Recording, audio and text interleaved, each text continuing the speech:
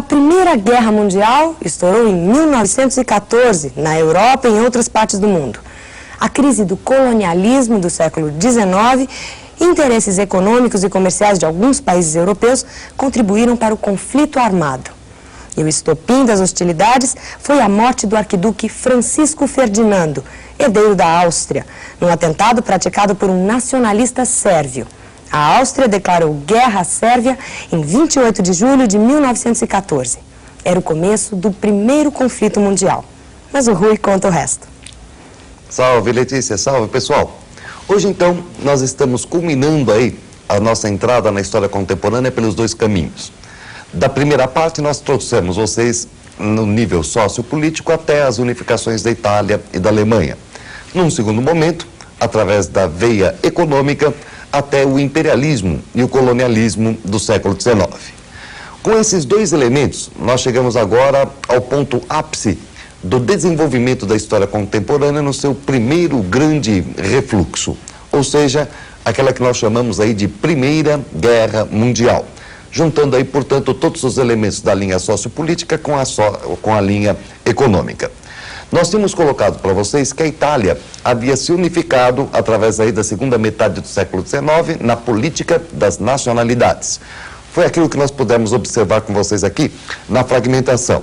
Olha só, de repente você tem um exército vindo da Sardenha-Piemonte, liderado pelo Cavour, conquistando aí sentido norte e sul, e você tem um outro exército dos camisas vermelhas de Garibaldi, conquistando a Itália no sentido sul-norte. E, por fim, no ano de 1870, a queda de Roma. Queda de Roma na mão dos italianos, que marca agora mais um grande país aí dentro do contexto europeu, disputando mercados na Europa. Mas, bem mais importante do que a Itália unificada, vai ser justamente a Alemanha. A Alemanha, nós sabemos, ela vai se unificar aí um ano depois da Itália. Vai ser o ano de 1871. Todavia, o que a gente pode observar na Alemanha é o seguinte, que antes da unificação política empreendida pela Prússia de Bismarck, a Alemanha já possuía o Zollverein, significa aí uma liga econômica, uma liga aduaneira, que já existe, como você está vendo aí, desde o ano de 1828, que já tinha precedentes dentro daquela que vinha a ser a etapa da Idade Moderna, através aí do cameralismo na época mercantilista. A Alemanha, unificada agora politicamente em 1871, aparece como uma enorme potência industrial. Potência industrial essa que tem uma linha de montagem, que tem uma pujança tão grande, mas que não tem mercados, de onde começa aquele termo de busca de novos mercados, só que a maior parte destes já estão ocupados pela França, já estão ocupados pela Inglaterra e outros países. Traduzindo, a Itália e a Alemanha terminam tardiamente a sua unificação e agora necessitam de mercados. Saem atrasadas para a corrida colonialista e vão passar a disputar esses mercados junto à Inglaterra e à França. É justamente esta briga por mercados, essa disputa por mercados, que vai começar a nos conduzir, então, àquela que é a Primeira Grande Guerra Mundial. Primeira Grande Guerra que pode ser resumida justamente nessa frase. Ela é uma redistribuição internacional de mercados. Quais seriam os fatores dessa Primeira Guerra Mundial? Nós aqui já começamos apontando dois para vocês. O primeiro deles, uma crise do colonialismo do século XIX. Essa crise do colonialismo vai ser marcada justamente por essa entrada tardia da Alemanha e da Itália na corrida colonial. Vão começar a forçar barras, vão começar a promover aí certos atritos, como é o caso aí da crise de Agadir, como é o caso da crise marroquina, uma série de problemas que já começam a mostrar que a guerra era mais ou menos inevitável. Essa busca de mercados era mais ou menos inevitável. E, em segundo lugar, claro, os países que têm problemas semelhantes passam a se agrupar em torno àqueles países que têm os mesmos tipos de questões a serem resolvidas. É daí que começa a se articular aquela que nós conhecemos pelo nome de política de alianças, que tem toda uma prévia bismarckiana, a política de alianças de Bismarck, mas que às vésperas da Segunda Guerra Mundial mostra-se para nós da seguinte maneira como a gente observa aqui. Vejam, uma montagem da chamada Tríplice Entente, que corresponde à união da Inglaterra, da França e da Rússia. E há uma Tríplice Aliança, que corresponde aí ao Império Austro-Húngaro, que corresponde à Alemanha, que corresponde à Itália. A Tríplice Entente e a Tríplice Aliança. Se nós fôssemos pensar de uma maneira bastante clara, nós iríamos verificar que a guerra deveria ter acontecido entre franceses e ingleses. Só que esses perceberam que, se eles fossem disputar o mercado entre si, quem sairia ganhando seriam justamente esses países que chegaram atrasados. Portanto, ao invés de se degladiarem, França e Inglaterra resolveram assinar um acordo que ficou conhecido com o nome de Entente Cordiale, ou Entente Cordial. Dessa união de franceses e ingleses, mais tarde vai se somar a Rússia. Por que a Rússia corre para o lado da França e da Inglaterra? Diversas razões. Entre elas, o fato de que a Rússia estava tentando se industrializar, tentando se tornar mais moderna com capital francês. Segundo, a Rússia tinha pretensões na região balcânica e a Alemanha também. De repente, a Rússia começa a ter problemas aí com o Império Austro-Húngaro, com a Alemanha, e isso leva a Rússia, portanto, além da dívida com a França e desses problemas na região balcânica, a se aliar à França e Inglaterra.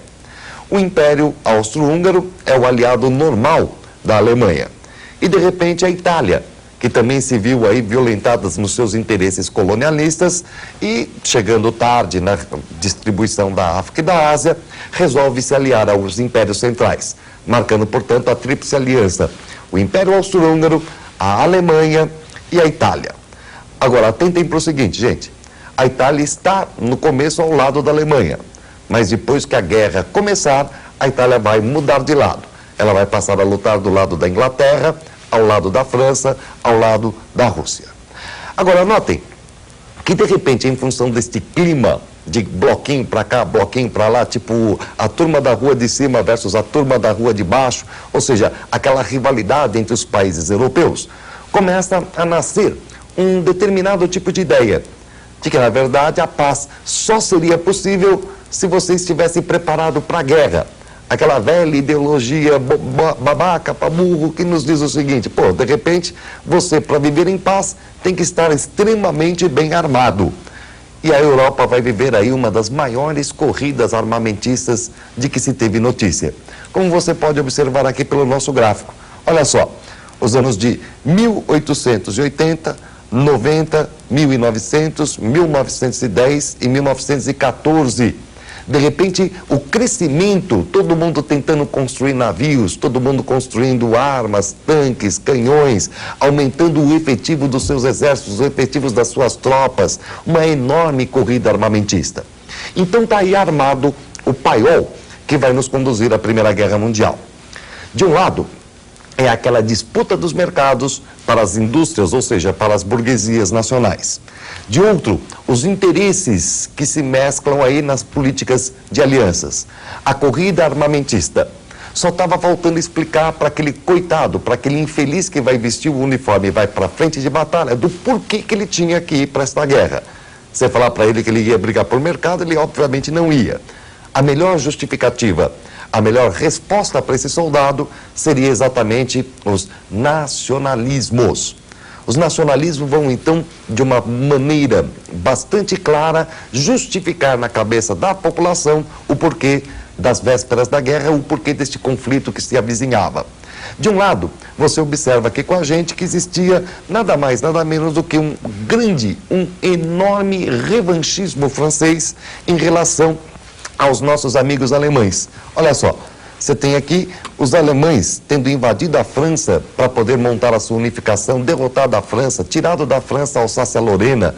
A França estava louca da vida com os alemães e existia todo um sentimento nacional que levava os franceses, logicamente, a uma guerra contra a Alemanha.